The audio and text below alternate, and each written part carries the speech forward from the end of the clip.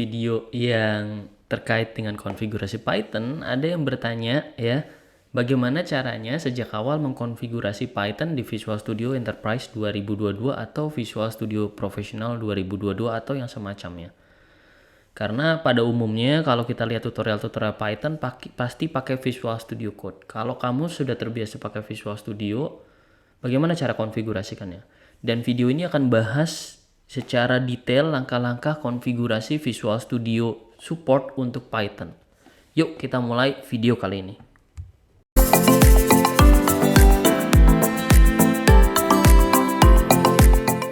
Modify. Kemudian di modify kita akan menemukan workload Python. Di sini ada pilihan Python Development, jadi teman-teman bisa mengklik Python Development.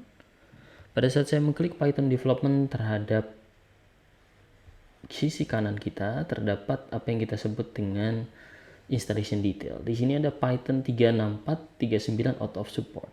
Saya sarankan untuk teman-teman remove out of support komponen sehingga teman-teman bisa menggunakan komponen yang latest update gitu ya. Saya akan klik remove out of support komponen, maka akan keluar seperti pengeluaran komponen tersebut. Saya klik remove. Kemudian setelah sudah saya remove, saya bisa melakukan instalasi. Kalau teman-teman perhatikan apa yang ada di Python ini gitu ya, teman-teman bisa melihat ada Python Native Development Tools. Ini suatu tools yang digunakan untuk membuat sebuah Windows Desktop Development dengan dukungan C++ support. Ya, kalau kita pengen memilih, kita bisa pilih ini. Ya, kemudian kita akan mengklik Modify dan kita tunggu beberapa saat. Di sini kita sudah masuk ke Visual Studio, saya klik New Project. Dan kalau kita melihat New Projects, kita bisa melihat di sini ada Python, ya, ada Python di situ. Dan di situ kita bisa melihat beberapa pilihan, ya. Kalau kita mengklik Native Web Development atau Web Development, kita akan menemukan Web Project, Django Web Project, Flux atau Battle, ya. Teman-teman bisa melihat banyak template-nya di sini yang bisa digunakan. Ya, dan ada juga beberapa template-template yang memang fokus untuk data science gitu ya. Oke, atau data analysis. Dan di sini kita akan membuat sebuah Python application. Saya akan klik di sini. Kita pilih next. Kemudian setelah kita klik next, maka kita akan memilih Python application hello. Ya, kita akan membuat sederhana dulu. Kemudian kita klik create dan kita tunggu beberapa saat. Kosong di sini ya, teman-teman, kosong banget gitu ya. Dan kalau teman-teman melakukan start di sini, oke, teman-teman akan menemukan satu halaman yang kita sebut dengan we didn't find any interpreter. Jadi teman-teman harus tahu kalau Python ini kode pemrograman yang nggak compiling, yang nggak compiler, jadi dia dibaca on the fly, nggak kayak C# atau C++ yang di-compile dulu ya. Ini langsung dijalankan, sehingga begitu kita jalankan, proses perjalanan cepat ya. Begitu diklik start langsung mulai, dan kita tidak menemukan interpreter. Jadi sekarang kita tambahkan interpreternya terlebih dahulu ya teman-teman ya. Dulu apa nginstal template Visual Studio dulu gitu ya. Saya lebih menyarankan teman-teman nginstal Visual Studio Tools dulu ya. Nanti baru nginstal Python-nya belakangan supaya make sure Python yang teman-teman pilih itu kompatibel. Jadi saya tinggal klik download and install Python. Ya, di situ tuh diminta untuk melakukan proses instalasi ya. Kemudian kita run gitu ya. Dan teman-teman nanti bisa lihat kita dapat Python berapa nih ya. Kok kayaknya Pythonnya agak jadul ya, 36 gitu ya. Ya nggak apa-apa ya, kita lihat aja nih. Kita akan coba run. Oke, dan lihat kita bisa dapat Python 3.6.2. Nah, gimana kalau saya nggak pengen Python 3.6.2 gitu ya? Teman-teman bisa visit ke Python homepage. Contohnya di sini saya cancel, saya nggak pengen 3.6.2 ya. Kemudian saya akan pilih Python homepage. Ya, dia akan masuk ke Python homepage. Kemudian saya pilih download di situ. Dan di sini teman-teman lihat tuh ya, Pythonnya 3.11 ya. Nah itu teman-teman lihat tuh 3.11. Oke, saya akan pilih download Python 3.11. Saya pilih run di situ ya, dan saya akan pilih run di sini. Dan di sini kita akan menginstal 3.11. Jadi install yang mana? Kalau teman-teman cuma sekedar belajar Python sih mending ikuti installer yang tadi bawaannya ya 3.6. Tapi kalau teman-teman pengen getting up to date, belajar lebih paham untuk fitur-fitur yang terkini, mungkin teman-teman lebih baik memilih 3.11 ya. Dan ini 64 bit loh. Oke. Saya akan masukkan dulu, saya akan install now ya. Kalau teman-teman pengen customize installation boleh ya, tapi by default itu sudah sesuatu yang keren gitu ya, sudah baik-baik saja. Teman-teman bisa melihat di sini kita bisa memilih compile standard library dan sebagainya. Oke, saya akan pilih download debug binary. Ini dibutuhkan untuk Visual Studio dan precompile standard library. Saya nggak perlu install Python 3.11 for all users ya, dengan asumsi karena PC-nya cuma saya pakai sendirian. Kemudian saya klik install dan kita tunggu beberapa saat ya teman-teman ya. Successful, artinya kita sudah berhasil menginstal Python. Simple banget kan ya. Jadi moral of the story-nya adalah by default si Visual Studio minta 3.6 gitu ya. Tapi kita menginstal 3.11. Dan kalau teman-teman perhatikan, kita akan coba familiar dulu ya dengan tampilan yang di sebelah kanan. Teman-teman bisa melihat di sini ada yang kita sebut dengan solution. Ini kumpulan dari project-project Python yang nanti kita bisa tambahkan. Jadi kita bisa saja membuat 3 atau 4 project Python di bawah sebuah solution ya. Jadi misalnya saya kalau buat aplikasi web, saya bisa buat aplikasi tersebut secara struktur itu modular gitu ya. Ada application-nya, kemudian ada web user interface-nya berbasis Battle, Flux ataupun Django gitu ya dan sebagainya. Kemudian di sini ada Python environment. By default kalau kita udah install Python dia akan keluar di sini. Tadi kita install 3.11 ya. Kemudian setelah itu teman-teman bisa melihat ini adalah kode yang by default sudah diberikan kepada kita ya. Yang pada saat kita membuat project pertama kali. Dan di sini ada project ya. Ini project dan satu solution bisa terdiri dari beberapa project tentunya. Komponen atau package apapun gitu ya. Di sini kita akan mencoba membuat sebuah kode Python di sini. Saya memanggil sebuah kode print Visual Studio ya. Kemudian saya akan bisa teman-teman bisa melihat di situ intelligence-nya keluar ya. Oke. Nah, ini ya. Oke ya, di situ teman-teman bisa melihat kita memiliki kode dan teman-teman harus perhatikan juga ya. Di sini ada intelligence yang sudah berjalan juga ya. Ya, ada intelligence yang sudah berjalan juga. Dan kalau kita jalankan, kita coba start di sini ya, kita pengen tahu apa yang terjadi.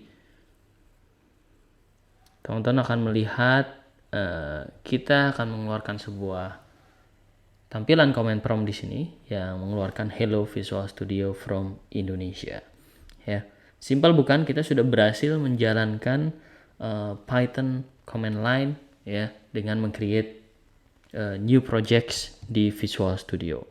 Saat kita membuat sebuah Python, kita melakukan import ya, import. Nah, di sini teman-teman bisa melihat Python kita sudah berjalan dan di situ IntelliSense juga sudah memberi saran gitu, import apa yang paling umum. Kita pilih import system, kemudian wow, dia sudah menyarankan saya menampilkan print sys version. Saya coba tampilkan ya.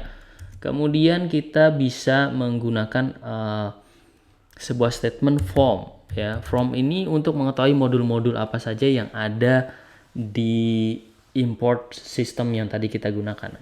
Kita pilih math untuk matematik gitu ya.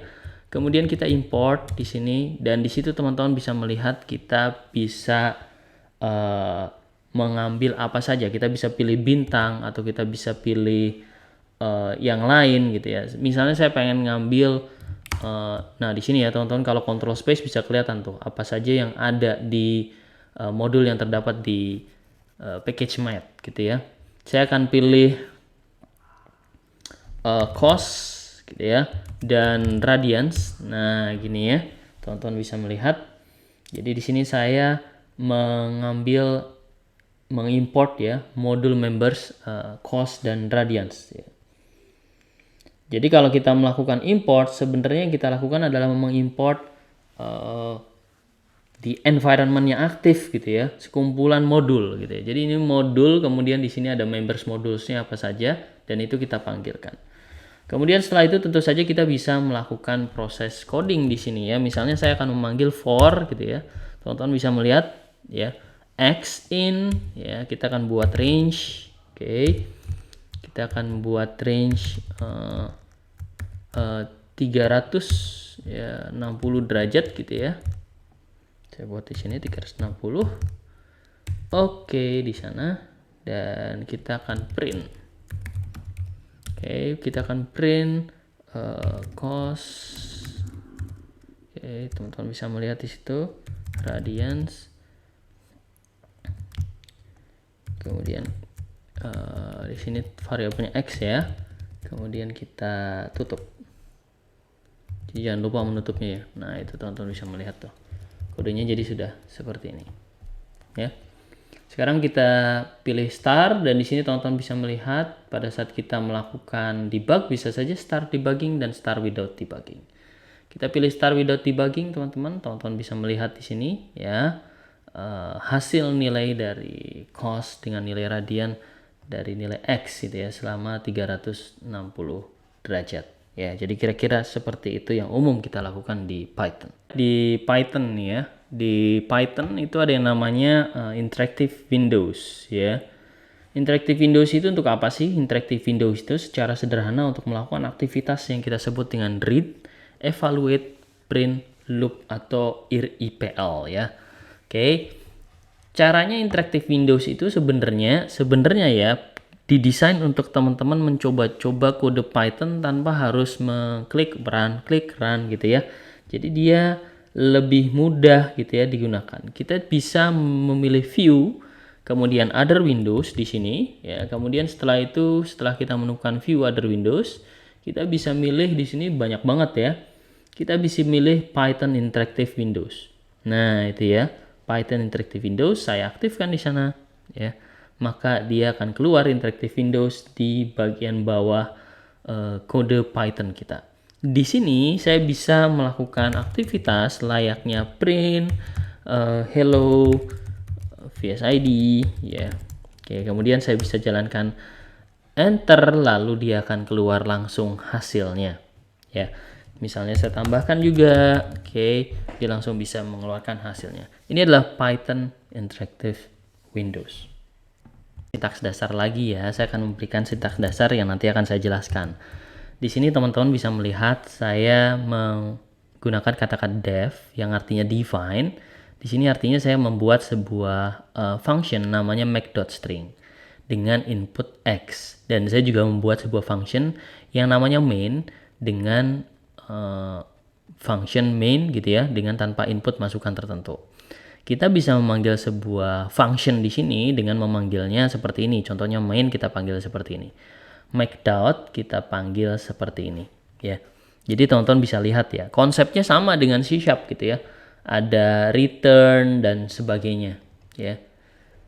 Tapi teman-teman harus ketahui ini basisnya interpreter, jadi dibaca ke atas ke bawah gitu ya. Dan teman-teman harus memperhatikan struktur kodenya. Jadi yang atas harus definisikan dulu make.string sebelum teman-teman panggil di bawah gitu ya. Oke. Dan kalau kita jalankan, kita bisa menambahkan satu aspek nih yang cukup penting nih, teman-teman bisa lihat di bagian bulat-bulat ini. Di sini kita bisa klik dan kita akan masuk ke debug mode ya. Kita akan pelajari debugging. Jadi kalau saya klik start gitu ya, maka kode saya akan berhenti pada saat kode ini dipanggil gitu ya. Pada saat kode ini dipanggil. Kalau teman-teman bisa lihat di sini di bagian bawah ya, locals, di sini ada variabel yang kita tampilkan gitu ya. Variabel yang kita tampilkan, modul yang kita load dan sebagainya. Function variabel kita lihat ada apa aja ya. Ada variabel x ya. Apa itu variabel x? Nah, yang ini ya. Nih teman-teman bisa lihat ya. Sudah 359 ya nilainya. Dan kita tentu saja bisa melakukan proses pengeksekusian kode dengan memilih show next statement gitu ya. Atau teman-teman kita bisa melihat step into ya, atau step out ya. Kalau kita pilih next statement, apa yang terjadi gitu ya. Oke. Nah, di sini kalau kita pilih step into, apa yang terjadi, dia akan turun ke bawah, dia akan manggil kode di atas lagi, melakukan perhitungan, hasil keluarannya apa, teman-teman bisa melihat di sini variabel X nilainya berapa gitu ya. Variabel ST nilainya berapa. Kita juga bisa melakukan visualisasi dengan view ya. Kita pilih terus ya. Teman-teman bisa melihat terus di sini ST-nya nilainya berapa. Dan proses ini berulang. Nah, itu ada perubahan, nilai X-nya menjadi 12 gitu ya. Oke, nilai S-nya menjadi berapa, nilai I-nya berapa, dan terus 24. Nah, teman-teman bisa melihat di situ kodenya terus bergulir, dan di sini kita bisa melihat proses debugging. Ya, kalau teman-teman sudah ingin selesai dari proses debugging, akan milih continue, maka dia akan kembali lagi ke kode ini karena kode ini selalu dipanggil gitu ya. Jadi saya bisa uncheck kode kita juga di sini, maka kita pilih continue, maka teman-teman bisa melihat hasilnya di sini. Ya. Oke. Demikian video kali ini, kita sudah belajar banyak tentang mengkonfigurasikan dan menginstal dan juga make sure bahwa Python ini sudah berjalan dengan baik. Paket selanjutnya adalah kita bisa menginstal paket ya di Python environment. Ya, kita bisa menginstal paket di Python environment, dan kita akan lihat lagi bagaimana kita menginstal paket di Python environment di video yang ada sebelum ini ya. Oke, jadi paket environment. Oke, mungkin itu saja dari saya. Terima kasih dan sampai jumpa di video selanjutnya.